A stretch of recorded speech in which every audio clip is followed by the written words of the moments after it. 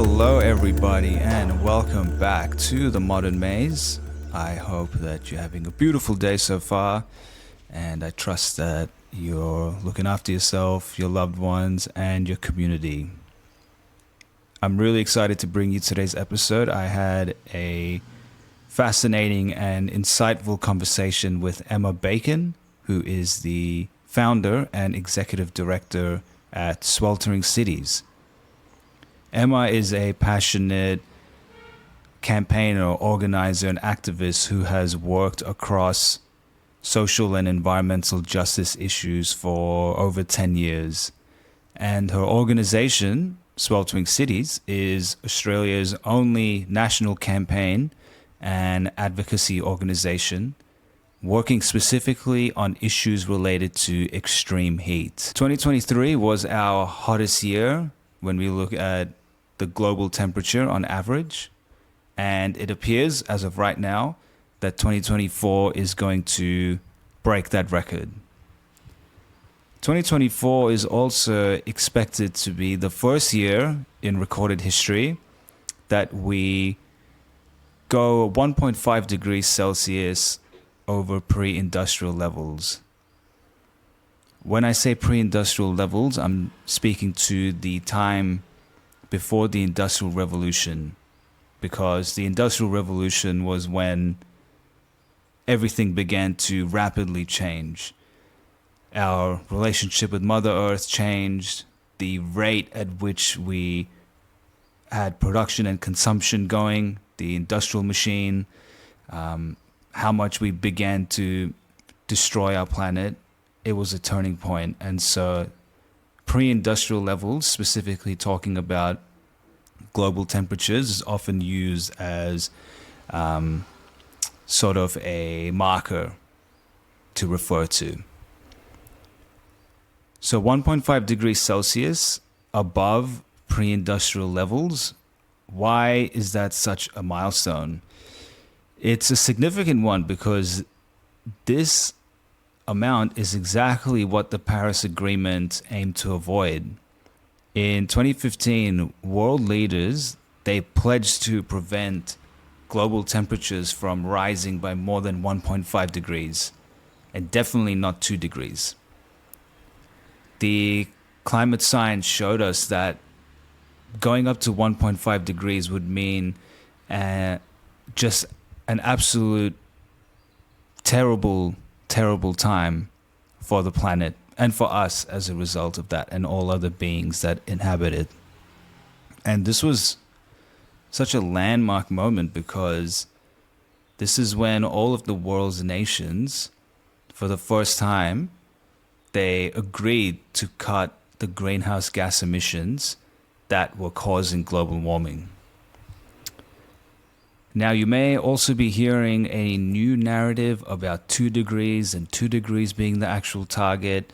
And you may hear this from political leaders, or it could be CEOs of big corporations. But 1.5 degrees was the target. That's what the climate science had shown us. Now, we have failed to curb global warming, as we promised, for many reasons.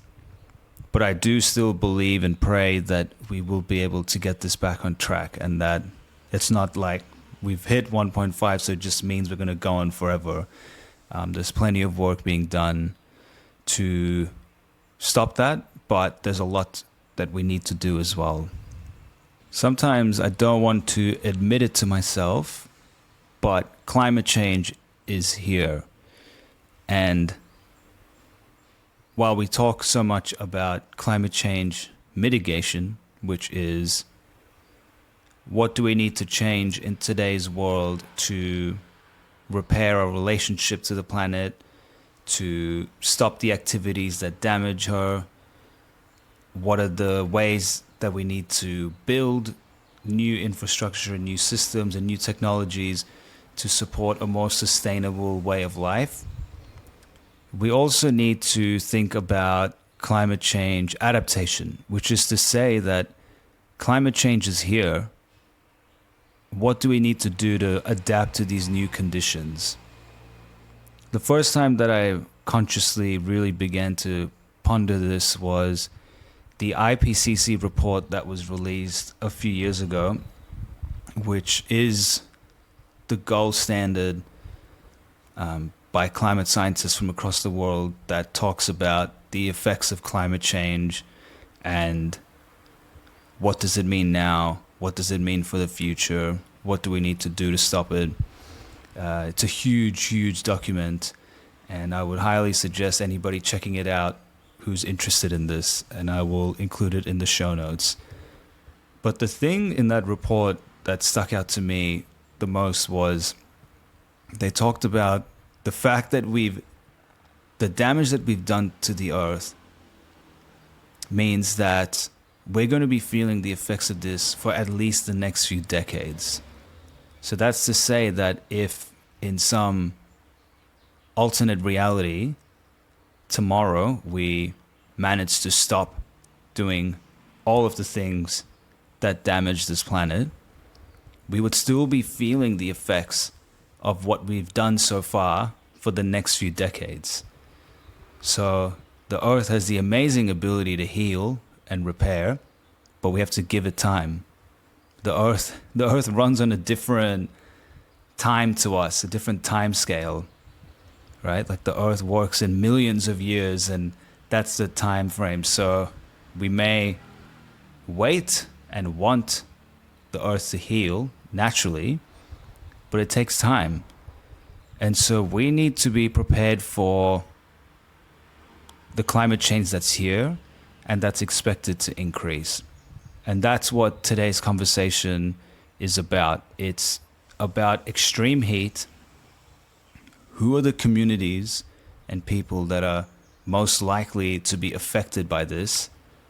And what are the things that we need to do to actually address the issue and to help build resilience towards extreme heat?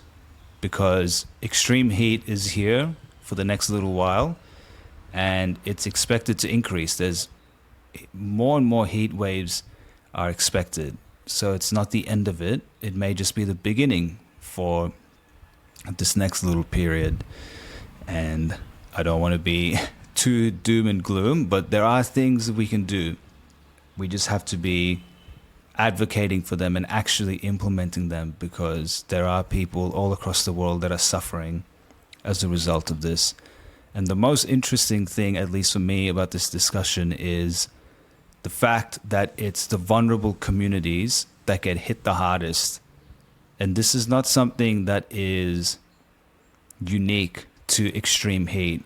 Across all of these climate change effects, it does disproportionately hit vulnerable communities, whether that means low-income households or people with pre-existing health conditions, people with disabilities, the elderly.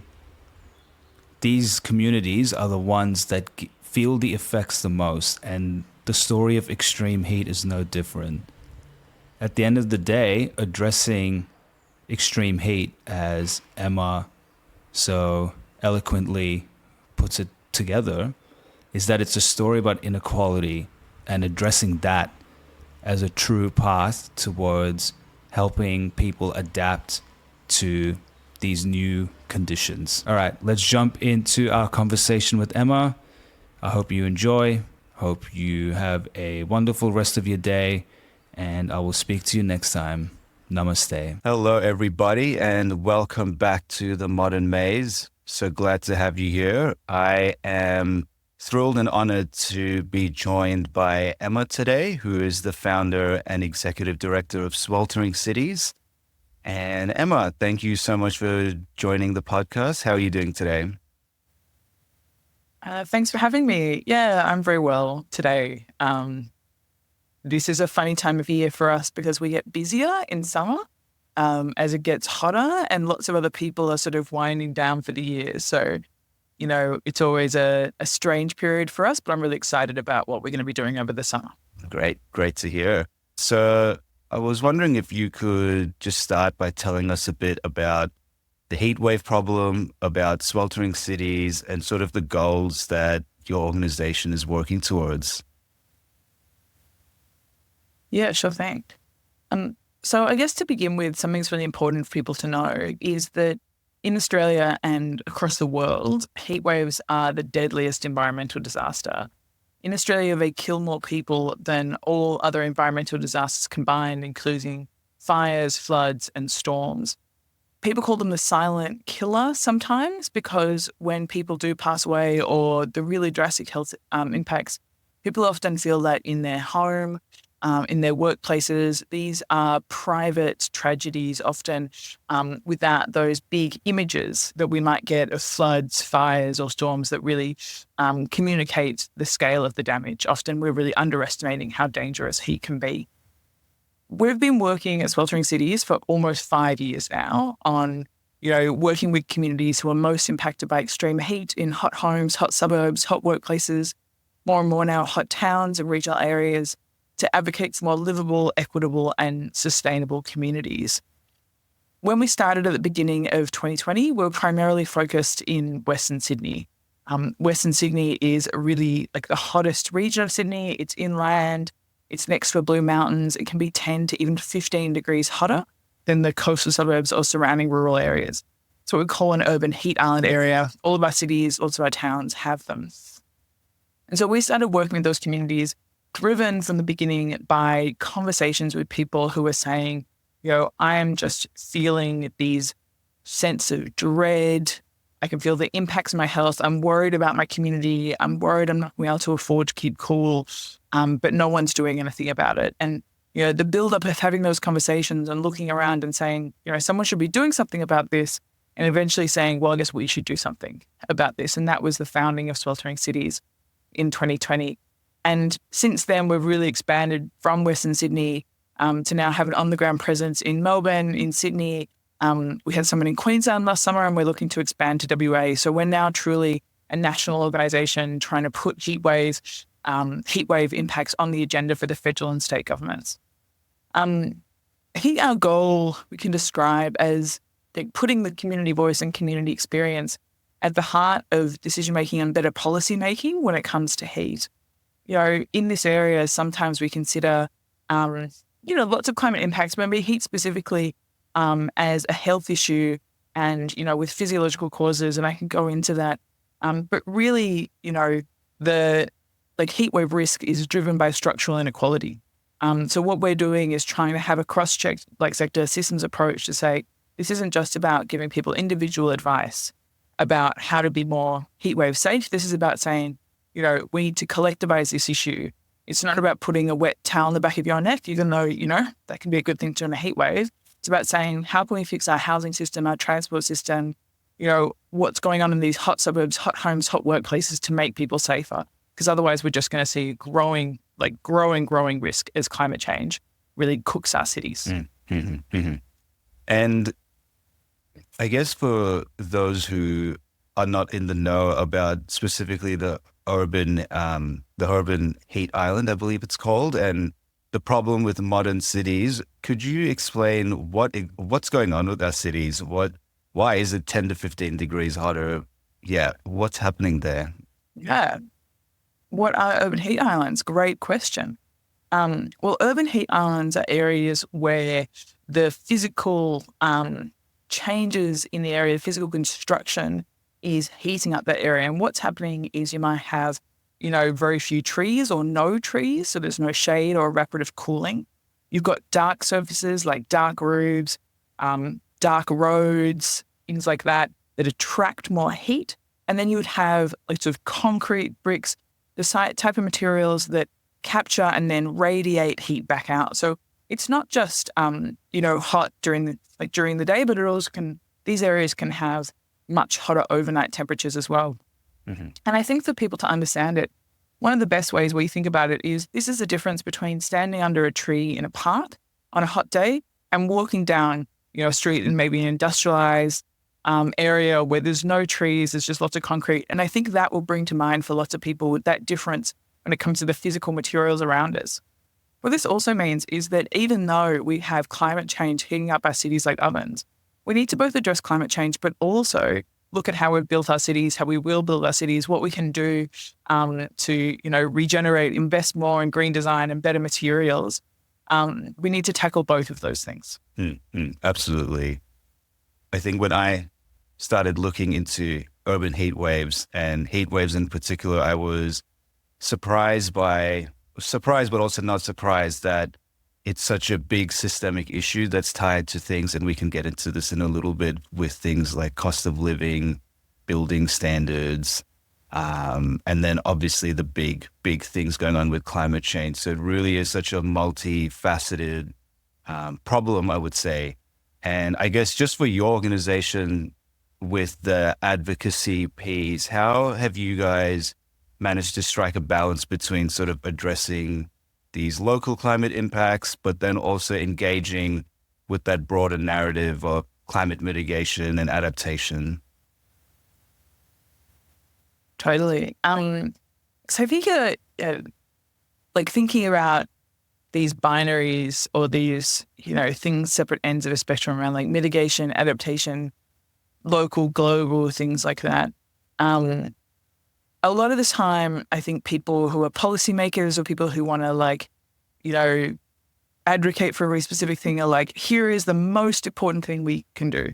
And unfortunately, the most important things we can do are complex and big and bloody heaps of them, right? And so actually, I was just mentioning that the way we build cities heats them up, but also the way we build cities makes them really carbon intensive.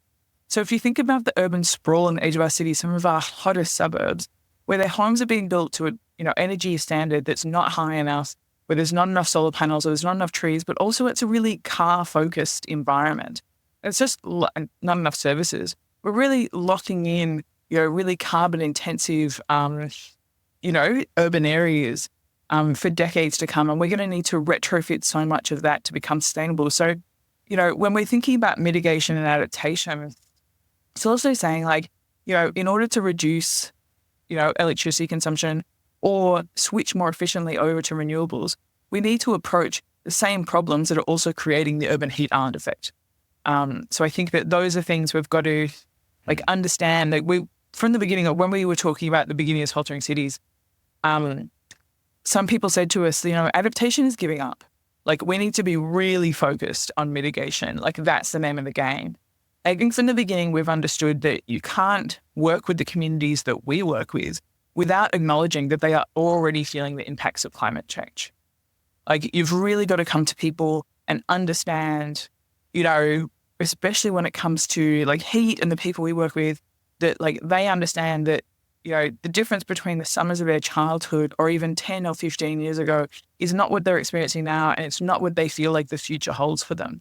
And unless you're able to speak to that local experience, to engage people about these questions of climate, I just think you can't have a legitimate, honest conversation that resonates with people. And it also is a matter of I think putting climate, connecting climate impacts to people's everyday concerns. So there is, I think, a conservative anti-climate narrative that said, anti-climate action narrative that says, investing in sustainability, climate action is too expensive.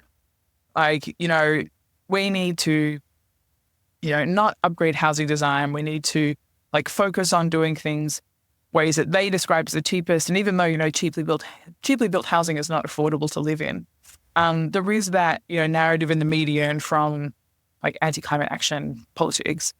But we know that, we speak to people all the time who are saying, we just can't afford to keep cool. We can't afford to turn on air conditioning. We can't afford to live in a, higher energy efficiency rental house. It's overwhelming, the idea of taking their kids to the shopping centre for days at a time over summer. And so those everyday concerns that are fundamentally economic, health concerns people feel every day, we are connecting the bigger climate narrative to that in a way where people feel like they are important agents in this change. This isn't about COP. This isn't about, degrees of warming necessarily. It's about saying, Western Sydney is going to get to 50 degrees and what that feels like more than, what 2019 might feel like at a global scale. Not that that's unimportant, but it's harder for us to make that the center of the narrative. It's more important to say, what is it going to feel like to live in Australia's hot homes, hot suburbs, and work in hot workplaces as we feel those temperature extremes? Like, that's the real heart of the conversation. And it's extremely powerful.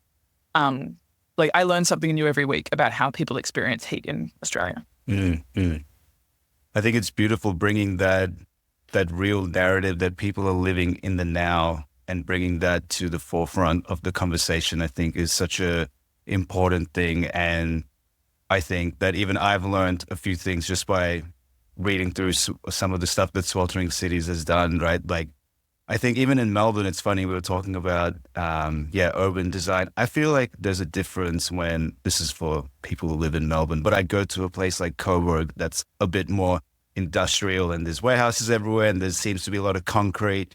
And I don't know, I noticed that I feel really hot there. But then I go to a suburb that's out of the city, like Warrandyte or something, and it's much cooler.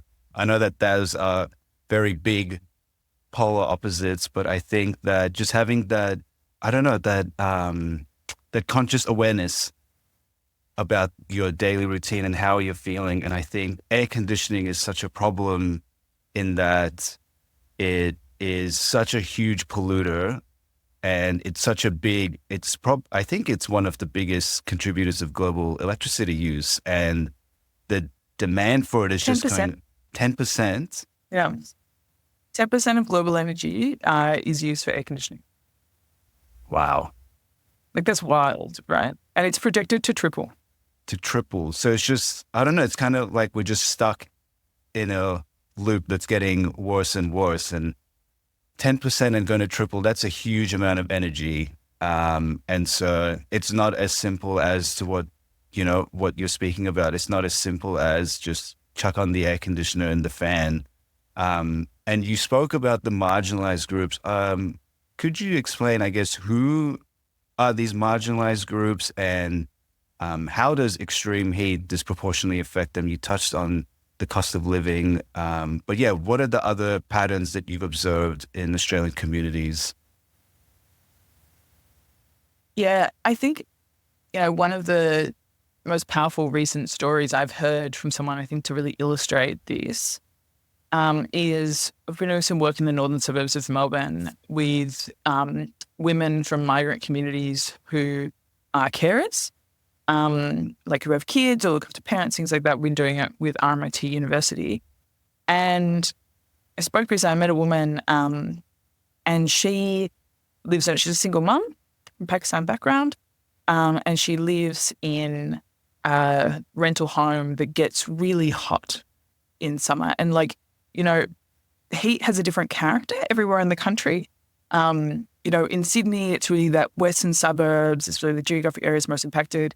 If you go to Queensland, humidity is a huge issue for people. In Melbourne, so much of how people experience risk and the impacts of heat is in terms of housing and low quality housing. And in Melbourne, you have those, it's not hot for a few hours each day. It might be hot for 36 hours and then drop 20 degrees. So it can be those really hot nights as well. And I was talking to this woman, and she was saying she lives in this house that gets really hot in summer. She's been asking her landlord for aircon, and they say maybe. At the moment, there's nothing in the rules to say that landlords have to provide a fan or aircon in homes in Victoria. Hopefully that's going to be changing. And that on hot nights in summer, she'll bring both her kids, who are both under 5, into her bedroom. She'll point the cheapest Kmart fans. It's all she can afford, directly at her and the kids, but she will stay up all night worrying about them. She can see them tossing and turning. She can see them sweating, and she's just so angry.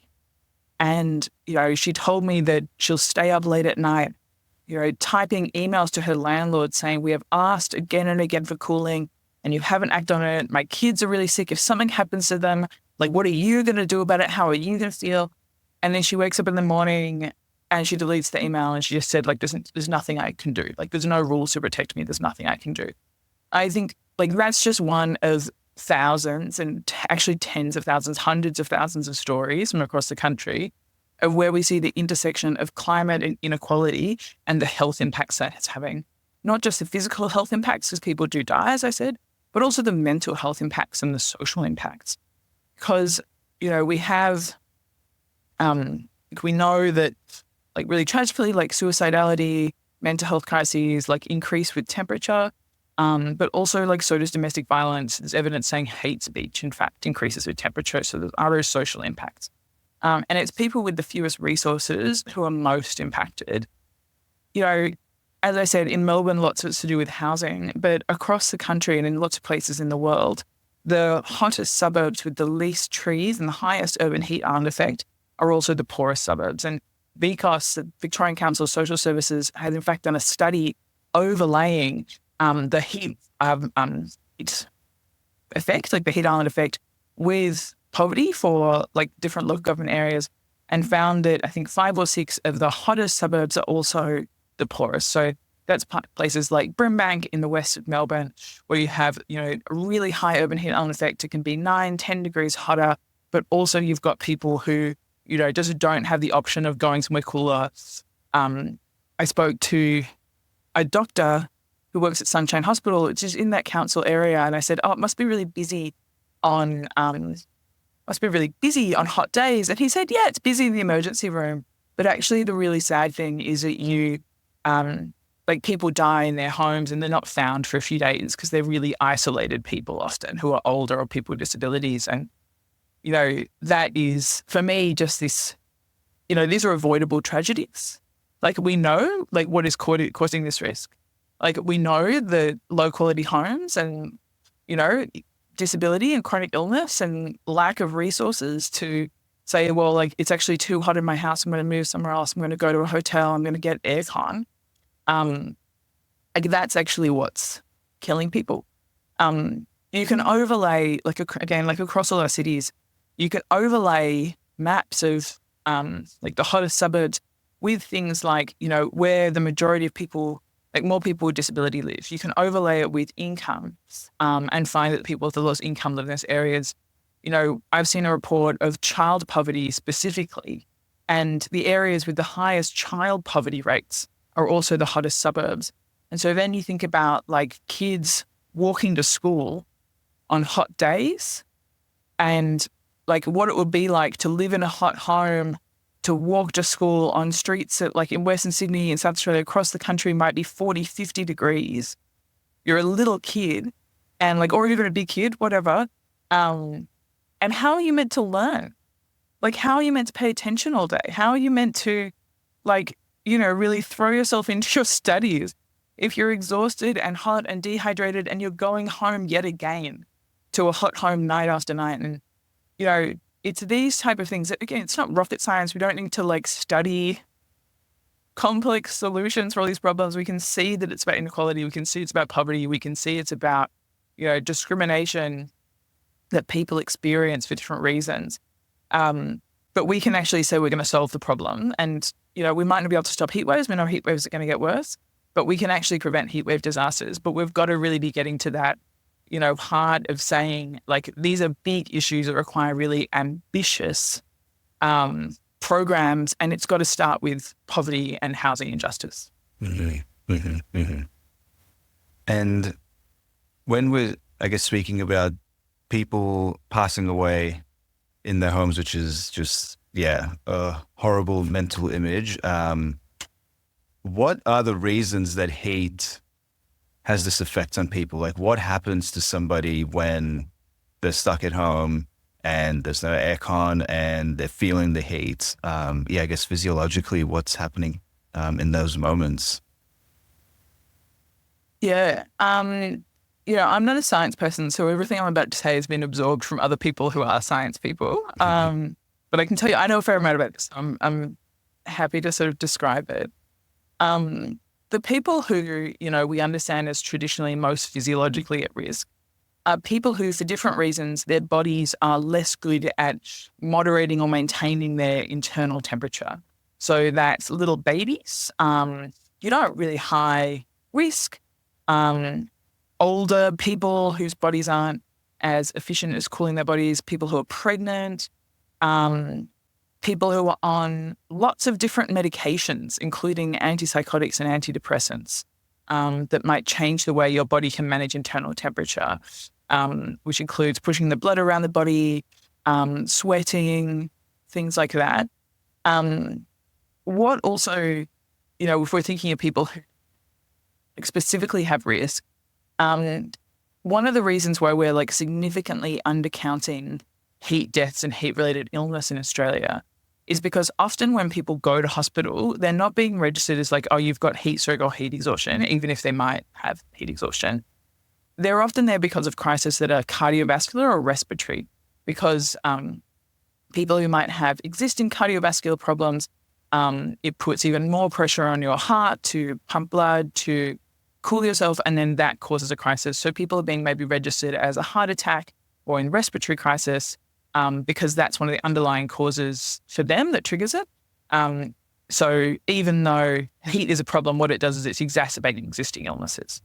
I think that's one of the most important things. If people do want to know the real detail about how bodies are affected by extreme heat and heat waves, a couple of years ago, The Lancet, which is a international medical journal, one of the best, did a whole series, two whole editions on heat health that has lots of really up-to-the-date, important research and detail on it. So I'd probably recommend people go there for more detail. Do you see a future where, in Australia we have a slip, slap, slop. I think there's a fourth one now. Shade. Yeah, there's 6 now. Oh, there's 6 now. It's something like that. It's light on some sunglasses, sit in the shade, something like that. I was going to say, sounds like we're taking heat into account already in that, because, in Australia specifically, you hear all about the sun and staying out of the sun, but it really sounds like we need to really think about the heat as well. And even the kids walking to school, throughout all those moments in the day, how do we bring awareness to that? I was wondering if we could maybe draw out the link just a little bit more, if possible, between poverty and social inequality and being in these areas that are urban by design and less nature and less greenery. So is it just a matter of funding and attention and discrimination?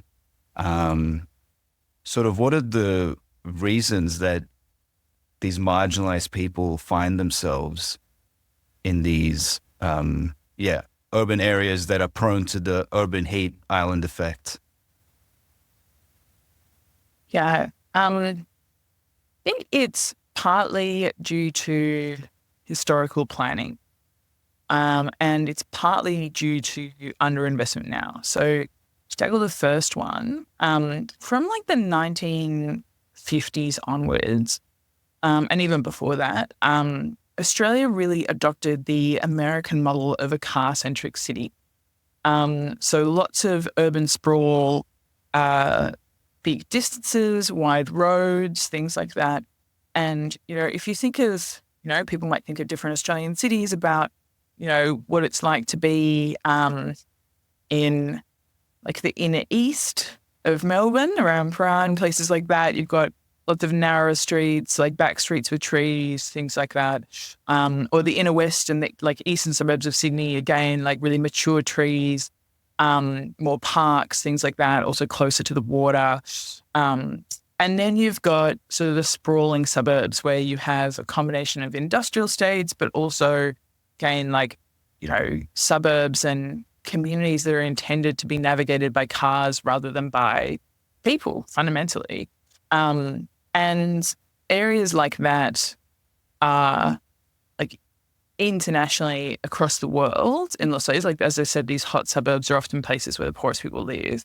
That they just the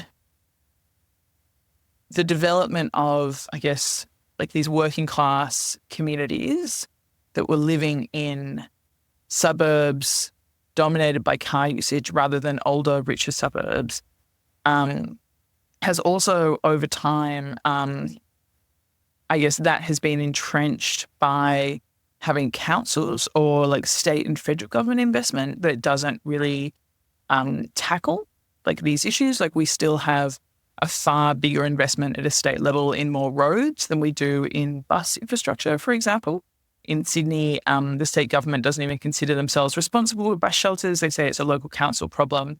But what that means is that if you live in a rich council or a council where advertisers really want to put their car ads in front of more people, then you'll have lots of bus shelters. But if you live in a poor council where advertisers might not be as interested, you are not only more likely to have a disability, be low income, live in a hot home, but also you're less likely to have that public infrastructure. And it's these type of decisions that are about like not having an equity-focused public policy when it comes to transport, housing, tree cover, things like that. Like if you look at, like, let's say, again, like looking at Melbourne, this is true in lots of places, the coolest, leafiest areas are lots of the older suburbs or the wealthier suburbs. And then the west, the newer sprawl, which is home to some really like amazing, vibrant communities, people who are really, having an incredible community connection. There's suburbs like Derrimut in the west that has 1% tree cover. 1%? Like 1%. And so the venue, so it's really hot, right? And so when it's really hot, you can't leave the house, but there's also like an underinvestment in services. So people are less likely to be close to libraries, community centres, things like that. So I'd say that, it's that the problem of planning around like from the middle of the last century, sprawl that made people like further away from community services, often further away from employment and things like that. People have to spend more time getting to employment and the jobs that are closer, more likely to be blue collar jobs, white collar jobs like in the city. But also, it is that entrenched disadvantage over decades of like underinvestment from government in terms of like, great schools, lots of blue and green infrastructure, which is like parks, but also waterways and things like that. That puts like, there's such good work being done by local councils in Western Sydney, Western Melbourne, Southeast Melbourne, across Queensland, everywhere in the country, local councils are doing their best, but there's just such a huge gulf in resources between some of the richer suburbs and cooler areas and the suburbs, like, in more disadvantaged areas where there's a lower rates base, but they're having to provide like much more support for communities that really need it most. So I think that's one, like services and planning are the two reasons. Yeah. And from what I'm hearing, it seems that a lot of the good initiatives are being led by specific councils, but perhaps not the state and the country. Is that a fair assessment or is... Yeah, definitely. Like local councils across the country are really doing the heavy lifting when it comes to responding to extreme heat. Like they're the ones who are working directly with community members to, have community responsive adaptation, community driven resilience. They are the most embedded and connected. They're often doing, they're implementing with the green programs that might be funded at a state level, but they've got to be implemented by local government. And in lots of my experience around the country, local government understand the problem and are really eager to step up or continue to step up or continue to provide support for communities, whether that's opening libraries longer hours, it's, changing planning controls, it's like supporting multicultural organizations to do specific outreach with, maybe recently arrived communities who haven't experienced a hot Australian summer before. I know that's like programs exist like that. Unfortunately, the state, there is no state with a good heatwave plan. There's just, there's citywide ones that are improving, but New South Wales doesn't have a good heatwave plan. WA doesn't have a good heatwave plan. And the federal government certainly doesn't have any heatwave plan. And if you look at, it's just really, I think, anti-science to think that the Australian government isn't going to see like a massive crisis that crosses different jurisdictions. And, they're really focused on understanding and measuring impacts, like what they call sort of like policy leadership. But they themselves don't have a plan. If you look at like Europe a couple of years ago, you had heat waves that were like from like weeks across the summer, lots of different countries. 60,000 people died in Europe a couple of years ago in the heat in summer. It's like a really shocking number, but also like, there was a week in Spain when 7,000 people died, so like 10 days in Spain. So these are really big fatality events. And, it's not unreasonable in Australia to think about a really extreme heat wave that, is across Brisbane, Melbourne, and Sydney all over a similar time or the same time, and that having huge impacts on our supply chain, on our health system. If the power goes out, like what that would do to vulnerable communities, to workplaces, to social cohesion, if people can't access resources. Like heat waves are more like COVID than they are like storms, right? Like the impacts will be long-term, they'll be systemic, and like, there's all these different federal systems, whether it's like social security or, like the emergency management system, all things like, it is just, I think, I think it's quite anti-science to think that like Australia won't have heat waves that the federal government doesn't need to respond to. Mm-hmm. It's a big issue. And I think so I've been in India for the past couple of months, and India had a really big heat wave earlier this year as well. I think it hit well over 50 degrees in Delhi, and there were thousands of people dying. And it's when it appears like that and it's such a big issue, it really pops out at the screen. But I think do you think it's lack of awareness on the government's part, or more of, they're just not focused on it right now? Or is it a little bit of both going on there?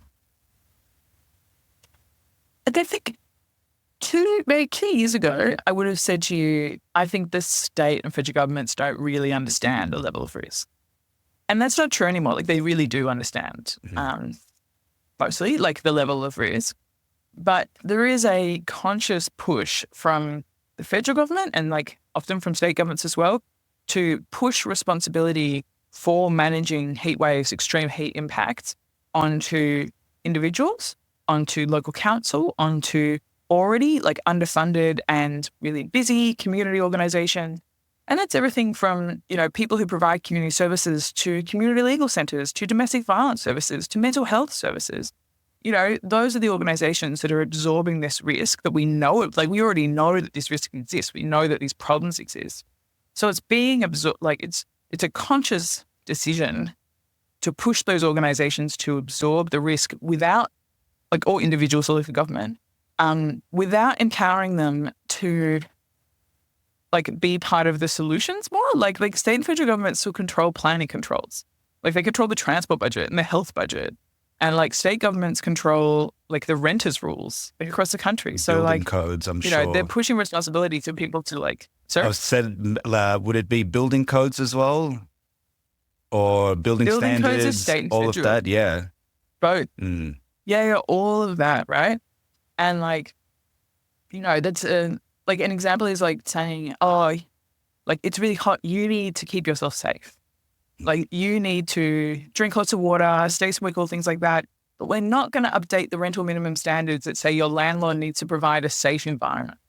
And it's like, so it's pushing it onto individuals without taking responsibility. And that's one of the biggest problems. Like what we're trying to do is push responsibility upwards with community power, with advocating with other organisations, with this evidence of impact, push responsibility upwards onto state and federal governments who like just need to be part of the solution instead of actually often now like being part of the problem. And so you mentioned in the past 2 years, you think that they weren't aware, but now they are aware. Have you seen any indication of a shift in their willingness to play into the space since Sweltering Cities has been around and been advocating for heat waves? Look, I would was reticent to take credit, but I think that what we've done with that storytelling work that we do, with putting it to decision makers, with, really presenting extremely tangible solutions, whether again it's about rental standards or planning standards, or it's about bus shelters, or it's about fixing the way social services, we're putting forward really specific solutions for government, so they're not like, oh God, we've got to invent the wheel. I do think we've had a impacts there, and we're definitely sought out now as the national community voice on heat safety, which is great because it gives us a lot of opportunities to push for the things communities want, which is great. And yeah, I think I don't want to underestimate the really fantastic work being done, especially by health departments, in understanding and managing the risks of extreme heat. There is really serious work being done across the country and at a federal level. The problem is that you cannot isolate this problem to health departments. You have to address the sites of risk, not just the symptoms of risk. And that's why this needs to be a whole of government question. And we've got to see more leadership at a premier or a prime ministerial level to say, yes, this should be a government priority. We've decided that we find the idea of thousands of Australians dying over summer in the heat, or hundreds of Australians dying even, we find that unacceptable, and we're just not going to live in a future where that's true. And therefore, we are going to fix X, Y, Z in order to, that's the sort of commitment and leadership that's actually needed. Mm-hmm. Yeah, it's about doing all of this amazing work and getting that recognition before the big event happens, if God forbid it does happen, right? And preparing our communities and our health departments, everybody for that. It will happen. Yeah. It's just a matter of time, unfortunately. Heat's one of those things about climate change that there's no mystery. Heat's the one where we have the global benchmark. There was a report yesterday saying that we're on track for 2.7 degrees of global warming. That's global. It's going to be hotter on land, and it's going to be hotter in our cities. We had one, almost 5 years ago in Penrith and Western Sydney, it was 48.9 degrees. That's not going to be an anomaly. That's going to happen. It's going to get over 50 degrees. This is, and it's just true. It's just a true thing. It's fact at this point. That's what science tells us. Yeah. And with even more people living in cities than ever before, I think it's half of the world's population, or maybe even 60%, and it's just continuing to go that way, trend that way. This is such an important thing. There's going to be more people moving in. There's going to be, you're so right about Western Melbourne, amazing food there, by the way. I love the food.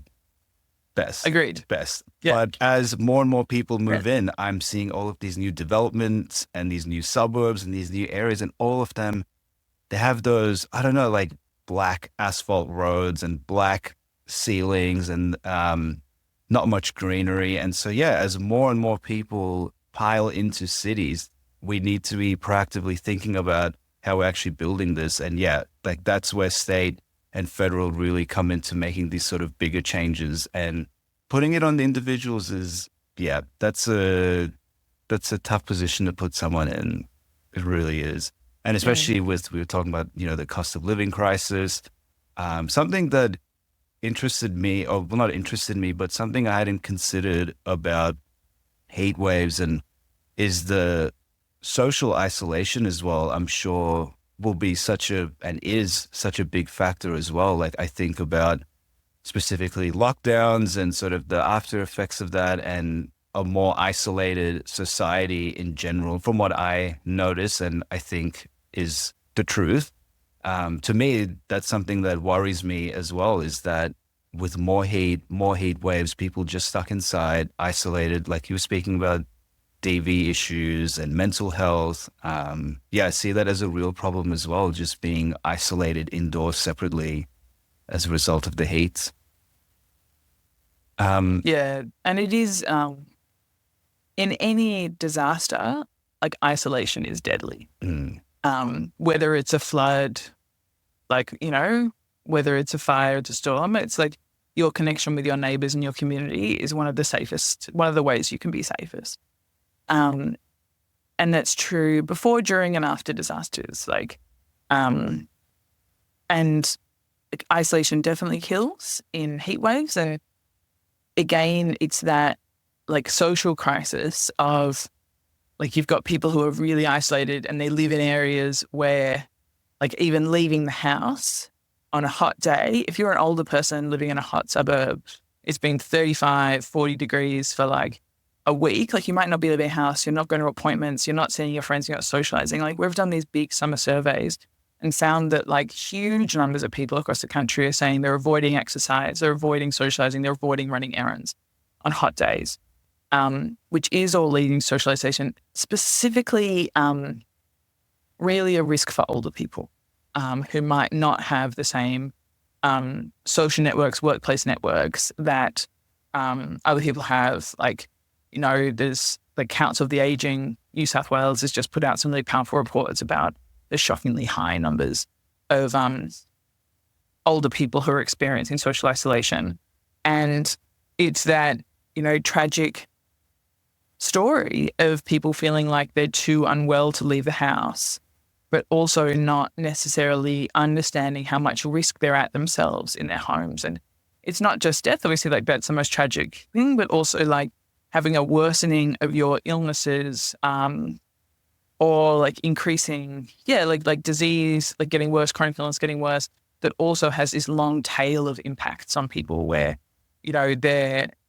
they may have a exacerbation of disability, mental health crisis, things like that, that also, it's not just on a hot day that this affects people. It can be a long time afterwards. I think that's, I know something that's been an international discussion with different people and about how social cohesion and community networks and the sort of understanding social infrastructure beyond physical infrastructure and more about the networks people exist in, and prioritizing funding for the type of organizations that are social connectors. I spoke to someone who, we work with someone who works at one of the neighborhood centers in Melbourne.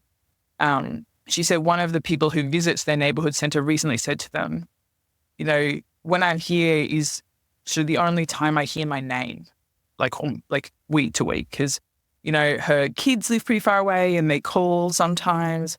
Her husband had passed away. She might go to the shops and things like that. But, when she arrives at this neighborhood, people say, "Oh, hi, Susan. It's nice to see you, Susan." And she's like, "Well, this is some of the only times I hear my name." And just that story, really, it gets me personally, thinking about people living like that. But it also shows the importance of, community centres and neighbourhood houses, multicultural organisations, disability services and advocacy organisations. All of these organisations are just so important for climate resilience. These are not separate. These are not separate worlds. These are the same world. Mm. I think that's absolutely true. It's all interconnected. Based on, I guess, jumping into solution mode now, we talked about the problem. So I guess based on, you mentioned your summer surveys, and I know that you do a lot of work with the communities and on-ground surveys. Can you, I guess, elaborate or describe any areas of solutions that have been raised by the communities and how they're being addressed today? Yeah, totally. When we started, after the first couple of years, we were like, okay, well, we think there's 3 big buckets of solutions. And those first buckets were safe homes. So, making sure that we have better rules for renters, that we are retrofitting and upgrading low energy efficiency homes, that every social housing property in the country is safe in a hot climate. That's a really urgent one. But also that includes things like planning and energy efficiency standards for new homes. So let's not be creating low energy efficiency, expensive to live in, hot to live in homes. Now, we need to, everything we build from now on should be safe in a future climate and help us get to a net zero carbon emission future. So that's sort of safe homes. The next bucket is cool suburbs. So that's everything from trees and blue infrastructure, like waterways and stuff like that, to having great public transport, really accessible public transport, including bus shelters, services. If we're having new developments, let's make sure that people can travel by really accessible, fantastic public transport. That could also include things like shading parks. We talked before a little bit about like the Cancer Council, SLAP, that sort of stuff, like being safe from skin cancer.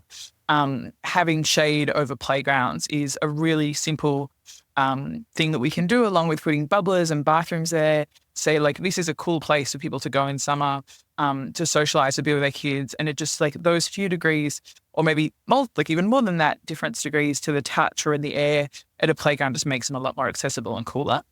And the third bucket that we originally had was basically no one being left behind.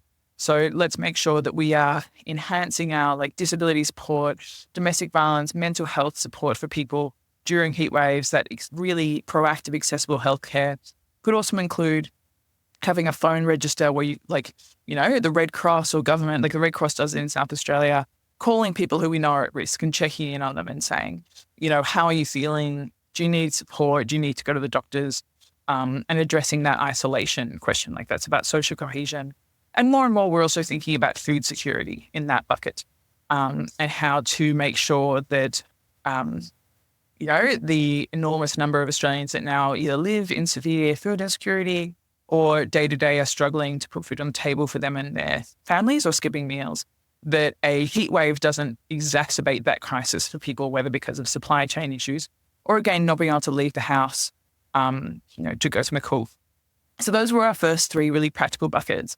But after a couple of years, what we also saw is that it's not just about, government doing these programs or communities like participating in these programs, but also there's a bucket around justice and participation.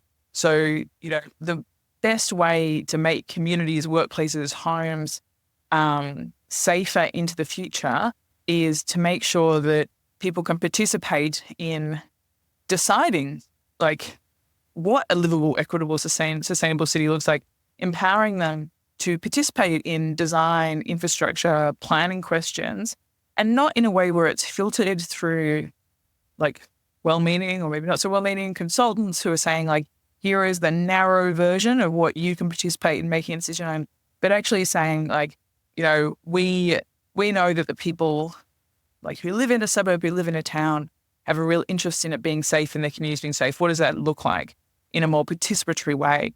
But it also includes the self-determination of Aboriginal and Torres Strait Islander people when it comes to well-being and environment, and really looking towards the like Indigenous knowledge in this country, in this continent, where like Aboriginal and Torres Strait Islander people for tens of thousands of years have been like living with like on and with country in a really adaptive way, but also, fundamentally have also had to adapt and be resilient to like the crisis of colonization and the genocide.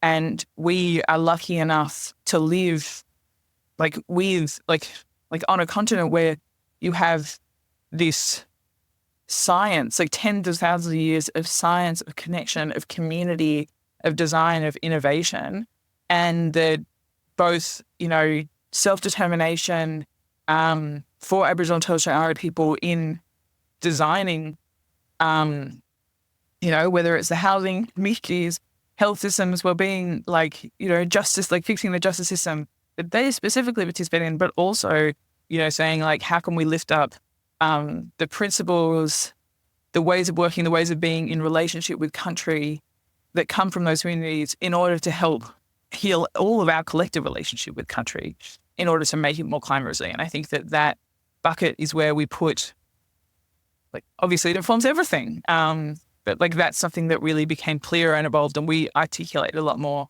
And, stand in solidarity, of course, with Aboriginal and Torres Strait Islander people.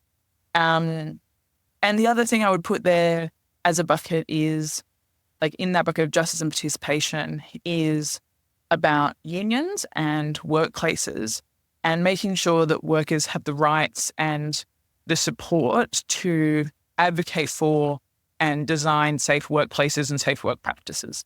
Because we know that the most vulnerable workers are the most insecure workers.